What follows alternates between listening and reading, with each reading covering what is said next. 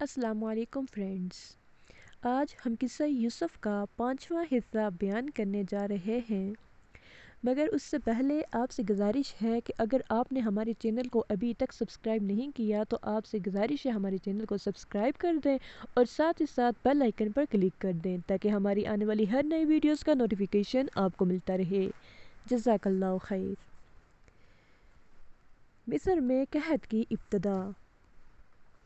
غرض جب قحط سالی کا زمانہ شروع ہوا تو مصر کے قرب و جوار کے علاقہ میں بھی سخت کال پڑا۔ کنعان میں خاندانی یعقوب علیہ السلام بھی اس سے محفوظ نہ رہ سکا۔ جب حالت نزاکت اختیار کر گئی تو حضرت یعقوب علیہ السلام نے صاحبزادوں سے کہا کہ مصر میں عزیز مصر نے اعلان کیا ہے کہ اس کے پاس غلہ محفوظ ہے، تم سب جاؤ اور غلہ خرید کر لاؤ۔ چنانچہ والد صاحب کے حکم سے یہ کنعانی قافلہ غلہ خریدنے کے لیے مصر کے لیے روانہ ہوا۔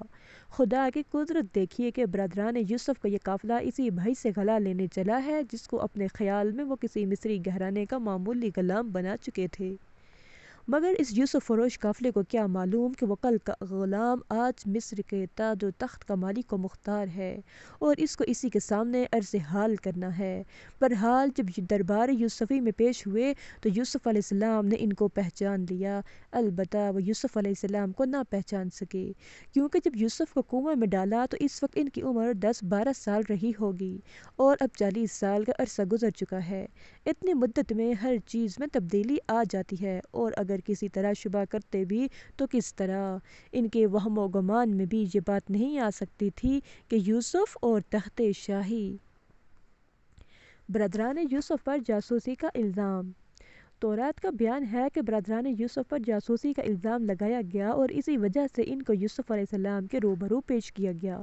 جس کی وجہ ان کو یوسف علیہ السلام سے بالمشافہ گفتگو کرنے کا موقع ملا۔ غرض یہ کہ یوسف علیہ السلام نے والد، حقیقی بھائی اور گھر کے حالات کو خوب قرید کر معلوم کیا اور آہستہ آہستہ سب کچھ معلوم کر لیا، اور پھر ان کی حسب مرضی غلہ بھر دیا اور ساتھ ہی یہ بھی کہہ دیا کہ قحط اس قدر شدید ہے کہ تم کو دوبارہ یہاں آنا پڑے گا، اس لیے یاد رکھو اب کی مرتبہ اگر تم آؤ تو اپنے چھوٹے بھائی کو ضرور ساتھ لانا، اگر تم اس کو ساتھ نہ لائے تو ہرگز غلہ نہیں ملے گا۔ برادران یوسف نے کہا کہ ہم اپنے والد کو سمجھائیں گے اور ہر طرح ترغیب دیں گے کہ وہ بنیامین کو ہمارے ساتھ جہاں بھیجنے پر راضی ہو جائیں۔ پھر جب وہ یوسف علیہ السلام سے الوداعی ملاقات کرنے آئے تو انہوں نے اپنے نوکروں کو حکم دیا کہ خاموشی کے ساتھ ان کے سامان میں ان کی وہ پونجی بھی رکھ دو جو انہوں نے غلہ کی قیمت کے نام سے دی ہے، تو عجب نہیں کہ وہ اس پونجی کو مصری بیت المال کا مال ہونے کی وجہ سے اپنے لیے حلال نہ سمجھتے ہوئے واپس کرنے کے لیے آئیں۔ ابن کثیر نے یوسف علیہ السلام کے اس عمل میں کئی احتمال بیان کیے ہیں۔ ایک تو یہی جو بیان ہوا، دوسرا یہ کہ شاید یوسف علیہ السلام کو یہ خیال ہوا ہو کہ ہو سکتا ہے کہ ان کے پاس اس نقدی کے علاوہ اور نقدی نہ ہو، جس کی وجہ سے دوبارہ غلہ لینے کے لیے نہ آ سکیں۔ تیسرے یہ کہ اپنے والد اور بھائیوں سے کھانے کی قیمت لینا گوارا نہ کیا ہو اور اس غلے کی قیمت شاہی خزانے میں اپنے پاس سے جمع کرا دی ہو۔ بہرحال یوسف علیہ السلام نے یہ انتظامات اس لیے کیے کہ آئندہ بھی بھائیوں کے آنے کا سلسلہ جاری رہے اور چھوٹے حقیقی بھائی بنیامین سے ملاقات بھی ہو جائے۔ برادران یوسف کا واپس کنعان میں۔ برادران یوسف کا قافلہ جب واپس کنعان پہنچا تو انہوں نے سفر کی پوری رودات اپنے والد یعقوب علیہ السلام کو سنائی اور ان سے کہا کہ مصر کے والی نے صاف صاف کہہ دیا ہے کہ اس وقت تک آئندہ غلے کے لیے یہاں ہرگز نہ آنا جب تک کہ اپنے الاتی بھائی کو ساتھ نہ لاؤ، لہٰذا آپ سے درخواست ہے کہ آپ اسے ہمارے ساتھ مصر بھیج دیں، ہم اس کی ہر طرح نگرانی اور حفاظت کریں گے۔ حضرت یعقوب علیہ السلام نے فرمایا، کیا تم پر اسی طرح اعتماد کروں جس طرح اس کے بھائی یوسف کے بارے میں کر چکا ہوں؟ اور تمہاری حفاظت ہی کیا، اصل حفاظت تو اللہ بڑے رحم کرنے والے کی ہے۔ اس گفتگو سے فارغ ہونے کے بعد انہوں نے اپنا سامان کھولنا شروع کیا تو دیکھا کہ ان کی پونجی انہی کو واپس کر دی گئی ہے۔ یہ دیکھ کر وہ کہنے لگے، ابا جان اس سے زیادہ اور ہم کو کیا چاہیے؟ دیکھیے غلہ بھی ملا اور ہماری پونجی بھی جوں کی توں لوٹا دی گئی، اس نے تو ہم سے قیمت بھی نہ لی، اور اب ہمیں اجازت دیجیے کہ ہم دوبارہ اس کے پاس جائیں اور گھر والوں کے لیے رسد لائیں، اور بنیامین کو بھی ہمارے ساتھ بھیج دیجیے، اس کی حفاظت کے ہم ذمہ دار ہیں، اور ایک اونٹ کا بوجھ اور زیادہ لائیں گے، اس لیے کہ یہ غلہ جو ہم لائے ہیں کافی نہیں ہے۔ یعقوب علیہ السلام کا بنجمین کو ساتھ بھیجنے سے انکار۔ بہرحال یعقوب علیہ السلام نے فرمایا کہ بنجمین کو ہرگز تمہارے ساتھ نہیں بھیجوں گا جب تک کہ تم اللہ کے نام پر مجھ سے عہد نہ کرو، اور یہ کہ جب تک ہم خود نہ گھیر لیے جائیں اور ہر طرح سے مجبور کر دیا جائیں، ہم اس کو ضرور آپ کے پاس واپس لائیں گے۔ جب سب نے متفقہ طور پر اپنے والد کے سامنے عہد کیا اور ہر طرح اطمینان دلایا، تب حضرت یعقوب نے فرمایا کہ جو کچھ ہوا محض اسباب ظاہری کی بنا پر ہے، ورنہ کیا تم اور کیا تمہاری حفاظت اور کیا ہم اور کیا ہمارا عہد، ہم سب کو خدا کی نگہبانی چاہیے۔ حضرت یعقوب علیہ السلام نے بیٹوں کو رخصت کرتے وقت نصیحت فرمائی کہ دیکھو، سب ایک دروازے سے داخل نہ ہونا بلکہ متفرق دروازوں سے داخل ہونا، اور یہ بھی فرمایا کہ اس نصیحت کا مقصد یہ نہیں ہے کہ تم اپنی تدابیر پر مغرور ہو بیٹھو، کیونکہ میں تمہیں کسی ایسی بات سے ہرگز نہیں بچا سکتا جو اللہ کے حکم سے ہونے والی ہو۔ حکم تو صرف اللہ تعالیٰ ہی کا چلتا ہے، اس لیے میں نے جو کچھ کہا ہے وہ محض احتیاطی تدابیر کے طور پر ہے، اور احتیاطی تدابیر کو استعمال کرنا خدا پرستی کے خلاف نہیں ہے۔ برادران یوسف مصر میں اپنے والد محترم کی نصیحت کے مطابق ہی داخل ہوئے، مگر ضروری نہیں کہ احتیاطی تدابیر ہر جگہ راز ہی آ جائیں۔ اگر اللہ تعالیٰ کی مشیت اس کے برعکس مصلحت دیکھتی ہے تو پھر وہی ہو کر رہتا ہے اور سب تدابیر بیکار ہو کر رہ جاتی ہیں۔ یوسف علیہ السلام کا اپنے والد کو اپنے حالات سے باخبر نہ کرنا امر الہی سے تھا۔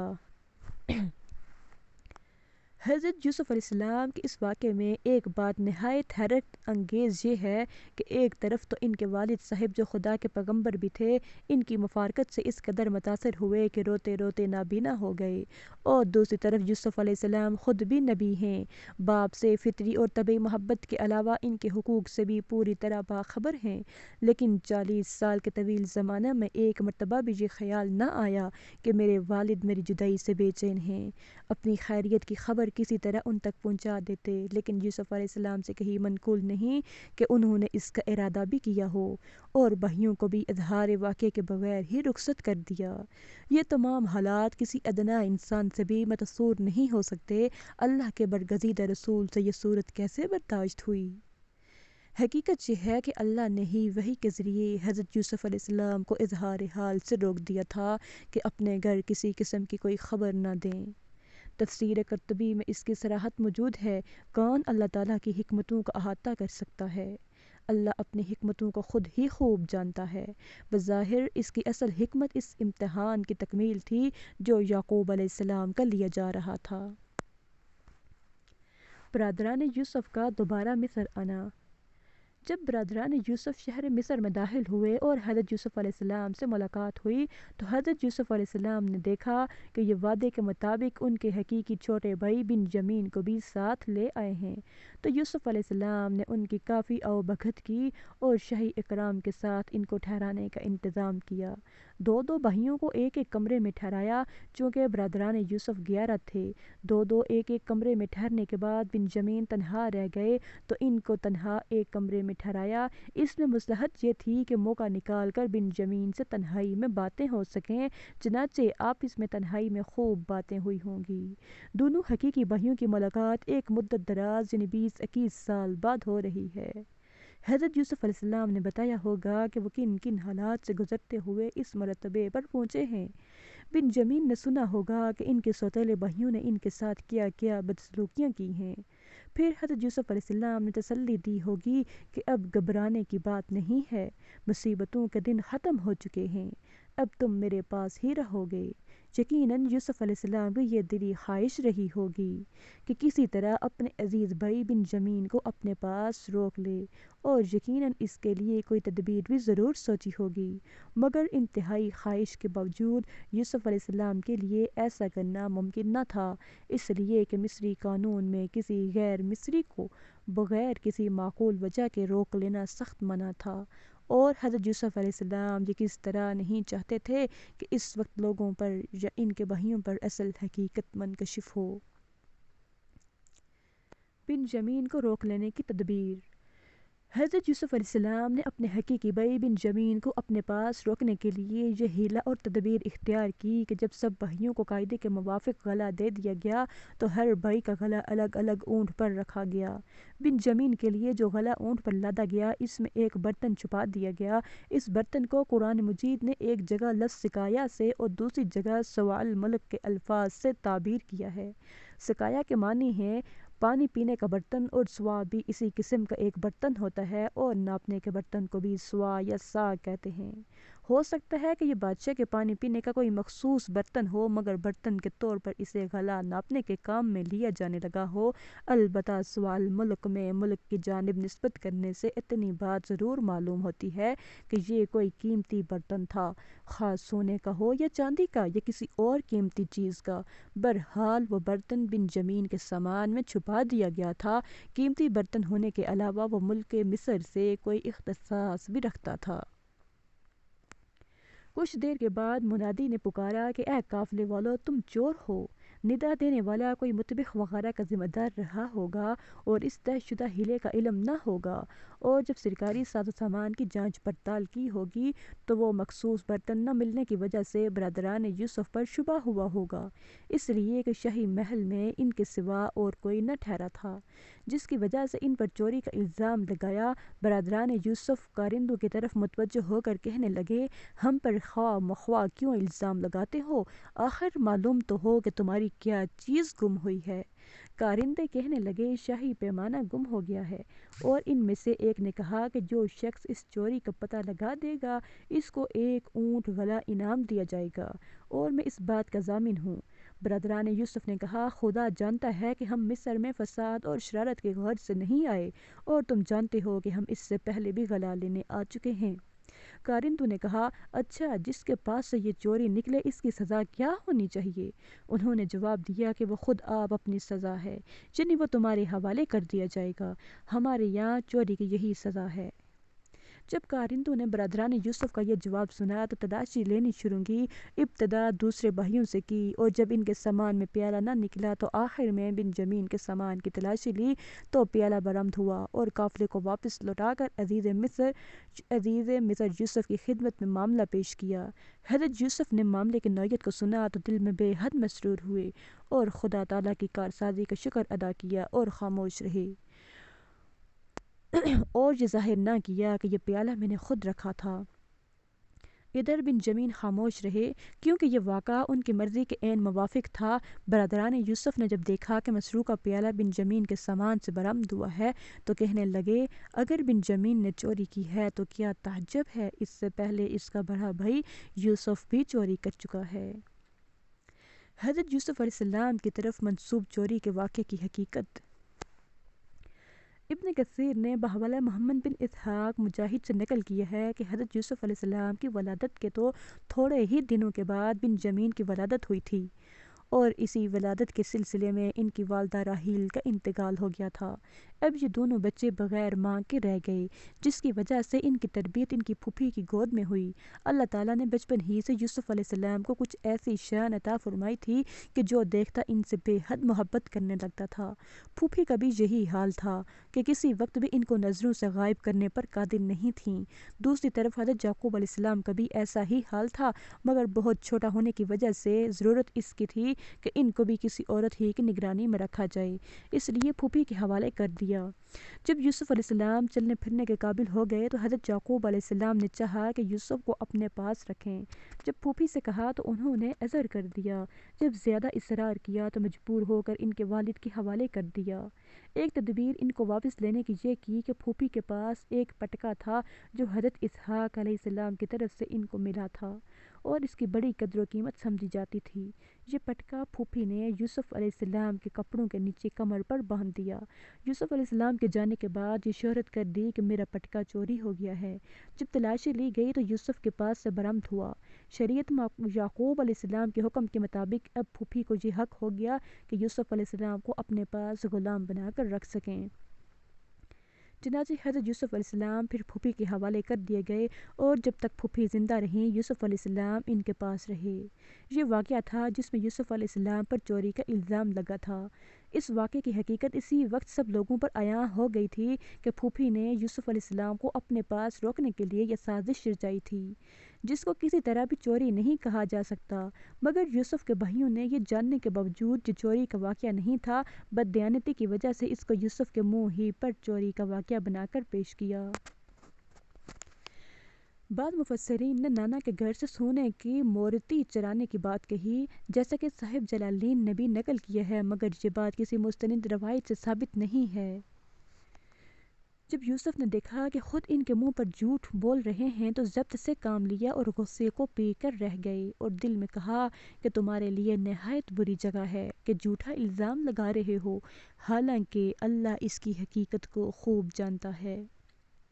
برادران یوسف کا آپس میں مشورہ۔ برادران یوسف نے جب یہ صورت دیکھی تو آپس میں مشورہ کرنے لگے کہ کس طرح بنجمین کو حاصل کیا جائے۔ جب کوئی صورت باقی ہے کہ خوش آمدانہ عرض معروض کر کے عزیز مصر کو بنجمین کو واپسی کی ترغیب دلائیں، کہنے لگے، اے سردار با اقتدار، ہمارا باپ بہت بوڑھا ہے، اس کو اس سے پہلے بھائی کا بھی غم ہے، آپ اس پر رحم کیجئے اور آپ اس کی جگہ ہم میں سے کسی کو روک لیجئے، آپ بلا شبہ پاک نفس اور با اخلاق شخص ہیں۔ عزیز مصر یوسف نے کہا، خدا کی پناہ، یہ کیسے ممکن ہے؟ اگر ہم ایسا کریں گے تو ہمارا شمار ظالموں میں ہوگا۔ برادران یوسف بنجمین کی رہائی سے مایوس ہو گئے تو خلوت میں بیٹھ کر مشورہ کرنے لگے۔ ان میں سے علم و فضل میں بڑے بھائی نے جس کا نام یہودا تھا، یا عمر میں بڑے بھائی تھے جس کا نام روبیل تھا کہ میں تو یہیں رہوں گا، آپ سب لوگ ابا جان کے پاس جائیں اور ان کو بتلائیں کہ آپ کے صاحبزادے نے چوری کی جس کی پاداش میں ان کو روک لیا گیا ہے، اور ہم جو کچھ کہہ رہے ہیں وہ چشمِ دید حالات ہیں کہ مسروقہ مال ہمارے سامنے بنجمین کے سامان سے برآمد ہوا، اور ہمیں کوئی غیب کا علم تو تھا نہیں کہ یہ چوری کرے گا، ورنہ ہم ہرگز اس کو واپس لانے کی ذمہ داری نہ لیتے۔ چونکہ برادران یوسف اس سے پہلے ایک فریب یوسف کے بارے میں دے چکے تھے اور یہ جانتے تھے کہ ہمارے مذکورہ بیان سے والد صاحب کو ہرگز اطمینان نہ ہوگا، اس لیے مزید تاکید کے لیے کہا کہ آپ کو ہماری بات کا یقین نہ آئے تو آپ مصر کے لوگوں سے تحقیق کرا لیں، اور آپ اس قافلے سے بھی تحقیق کر سکتے ہیں جو ہمارے ساتھ ہی مصر سے کنعان آیا ہے، اور ہم اس بیان میں بالکل سچے ہیں۔ غرض کہ یعقوب علیہ السلام نے برادران یوسف کے بیان کی تصدیق نہ کی، چونکہ یوسف کے معاملے میں ان بھائیوں کا جھوٹ ثابت ہو چکا تھا، اس لیے اس مرتبہ ان کی سچی بات کا بھی یقین نہیں کیا اور کہہ دیا، تم نے یہ بات اپنی طرف سے گڑھی ہے، میرے لیے صبر ہی بہتر ہے، قریب ہے کہ اللہ تعالیٰ ان سب کو مجھے ملا دے گا۔ اس دوسرے صدمے کے بعد صاحبزادوں سے اس معاملے میں گفتگو موقوف کر دی اور اپنے رب کے سامنے فریاد شروع کر دی، اور اسی غم میں روتے روتے ان کی بینائی جاتی رہی۔ مقاتل نے کہا ہے کہ یعقوب علیہ السلام کی یہ حالت 6 سال رہی۔ حضرت یعقوب علیہ السلام نے اس کے بعد زیادہ تر خاموش رہنا شروع کر دیا، دل ہی دل میں گھٹتے رہتے تھے، کسی سے کچھ نہ کہتے تھے۔ برادران یوسف کا تیسری بار مصر آنا۔ جب برادران یوسف والد کے حکم کے مطابق مصر پہنچے اور عزیز مصر سے ملاقات ہوئی تو خوش آمدانہ گفتگو شروع کی، اپنی محتاجی اور بے کسی کا اظہار کیا کہ اے عزیز مصر، ہم کو اور ہمارے گھر والوں کو قحط کی وجہ سے سخت تکلیف پہنچ رہی ہے، یہاں تک کہ اب ہمارے پاس غلہ خریدنے کے لیے بھی مناسب قیمت موجود نہیں، ہم مجبور ہو کر کچھ نکمی ناخالص چیزیں غلہ خریدنے کے لیے لے کر آئے ہیں، آپ اپنے کریمانہ اخلاق سے انہی نکمی چیزوں کو قبول فرما لیں اور غلہ پورا عنایت فرما دیں، ہماری کھوٹی پونجی کی وجہ سے غلے میں کمی نہ کریں، ظاہر ہے کہ ہمارا استحقاق نہیں ہے، مگر آپ خیرات سمجھ کر دے دیجئے، اللہ تعالیٰ خیرات دینے والوں کو جزائے خیر عطا کرتا ہے۔ یوسف علیہ السلام نے جب بھائیوں کے یہ مسکنت آمیز الفاظ سنے اور شکستہ حالت دیکھی تو طبعی طور پر حقیقت حال ظاہر کر دینے پر مجبور ہوئے، اور یوسف علیہ السلام پر من جانب اللہ اظہار حال کی جو پابندی لگی ہوئی تھی، اب اس کے خاتمے کا وقت آ گیا تھا۔ یعقوب علیہ السلام کے عزیز مصر کے نام حد۔ تفسیر مظہری اور قرطبی میں بروایت ابن عباس رضی اللہ نے نقل کیا ہے کہ اس موقع پر یعقوب علیہ السلام نے عزیز مصر کے نام ایک خط لکھ کر دیا تھا جس کا مضمون یہ تھا، من جانب یعقوب صفی اللہ بن اسحاق ذبی اللہ بن ابراہیم خلیل اللہ، بخدمت عزیز مصر، اما بعد، ہمارا پورا خاندان بلاؤں اور آزمائشوں میں معروف ہے۔ میرے دادا ابراہیم خلیل اللہ کا آتش نمرود میں امتحان لیا گیا، پھر میرے والد اسحاق کا شدید امتحان لیا گیا، پھر میرے لڑکے کے ذریعے میرا امتحان لیا گیا جو مجھے سب سے زیادہ محبوب تھا، یہاں تک کہ اس کی مفارقت میں میری بینائی جاتی رہی۔ اس کے بعد اس کا چھوٹا بھائی مجھے غم زدہ کی تسلی کا سامان تھا جس کو آپ نے چوری کے الزام میں گرفتار کر لیا، اور میں بتلاتا ہوں کہ ہم اولاد انبیاء ہیں، نہ ہم نے کبھی چوری کی اور نہ ہماری اولاد میں کوئی چور پیدا ہوا۔ والسلام۔ جب یوسف نے خط پڑھا تو کانپ گئے اور بے اختیار رونے لگے اور اپنے راز کو ظاہر کر دیا، اور تعارف کی تمہید کے طور پر بھائیوں سے یہ سوال کیا کہ تم کو کچھ یہ بھی یاد ہے کہ تم نے یوسف اور اس کے بھائی کے ساتھ کیا برتاؤ کیا تھا جبکہ تمہاری جہالت کا زمانہ تھا اور یوسف کی اس شان سے بھی ناواقف تھے جو اس کو حاصل ہونے والی تھی۔ برادران یوسف علیہ السلام نے جب یہ سوال سنا تو چکرا گئے کہ عزیز مصر کو یوسف کے قصے سے کیا واسطہ۔ پھر ادھر بھی دھیان گیا کہ یوسف نے جو بچپن میں خواب دیکھا تھا اس کی تعبیر یہی تھی کہ اس کو کوئی بلند مرتبہ حاصل ہوگا کہ ہم سب کو اس کے سامنے جھکنا پڑے گا، کہیں یہ عزیز مصر خود یوسف ہی تو نہ ہو۔ پھر جب اس پر غور و تامل کیا تو کچھ علامات سے پہچان لیا اور مزید تحقیق کے لیے ان سے کہا، یوسف کیا تو سچ مچ یوسف ہے؟ تو یوسف نے کہا، ہاں میں ہی یوسف ہوں اور یہ بنجمین میرا حقیقی بھائی ہے۔ سوال کے جواب میں اقرار و اعتراف کے ساتھ یوسف علیہ السلام نے اللہ تعالیٰ کے احسان کا ذکر اور صبر و تقویٰ کے نتائج حسنہ بھی بیان کر کے بتلا دیا کہ تم نے مجھے ہلاک کرنے میں کوئی دقیقہ فروگزاشت نہیں کیا، لیکن یہ اللہ کا فضل و احسان ہے کہ اس نے نہ صرف یہ کہ مجھے کنویں سے نجات عطا فرمائی بلکہ مصر کی فرما روائی بھی عطا فرما دی، اور یہ نتیجہ ہے اس صبر و تقویٰ کا جس کی توفیق اللہ نے مجھے عطا فرمائی۔